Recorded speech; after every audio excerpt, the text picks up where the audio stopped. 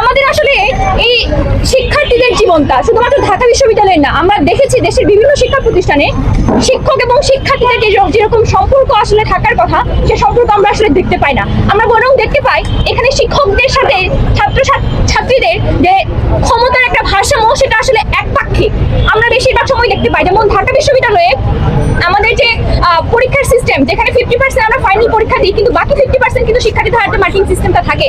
তার মানে এই বাকি যে 50% নাম্বার যদি আপনি তুলতে না পারেন, তাহলে আপনাকে ফেল করতে হয়। আমরা কিন্তু গত কয়েকদিন আগেও দেখেছি যে মেডিকেলের একজন স্টুডেন্ট সেই গত 4টা বছর ধরে একই জায়গায় ফেল করেছে এবং পরবর্তীতে সেও কিন্তু আর জীবন দিয়ে এটা প্রমাণ করে গিয়েছে যে আসলে আমাদেরকে জীবন দিয়ে প্রমাণ করে যেতে হয় যে শিক্ষকরা আমাদের সাথে আসলে কি করে।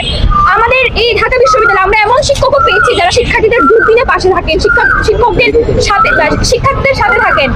5ই আগস্টের সময় আমরা দেখেছি অনেক শিক্ষার্থীদের পাশে দাঁড়িয়ে অনেক টিচাররা শিক্ষকরা হচ্ছে ঢাল হিসেবে দাঁড়িয়েছেন। আমরা কিন্তু এরকম টিচারও আমরা পেয়েছি। কিন্তু দুঃখজনকভাবে এটাও সত্য যে ঢাকা বিশ্ববিদ্যালয়ের মতো জায়গায় এখন অনেক শিক্ষক আছে যারা আসলে শিক্ষার্থীদেরকে বিভিন্নভাবে তারা আসলে ব্যবহার করতে চান।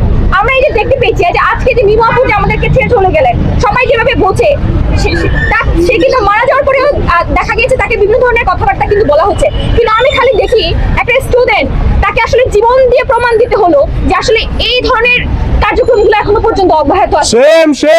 যেখানে একজন শিক্ষক তার শিক্ষার্থীদেরকে পাশে থাকবে, তাদের বিপদে আপদে পাশে থাকবে, কিন্তু সেটা না করে সেটা হয়ে গেল এমন একটা অবস্থা যে তাকে জীবন দিতে হলো।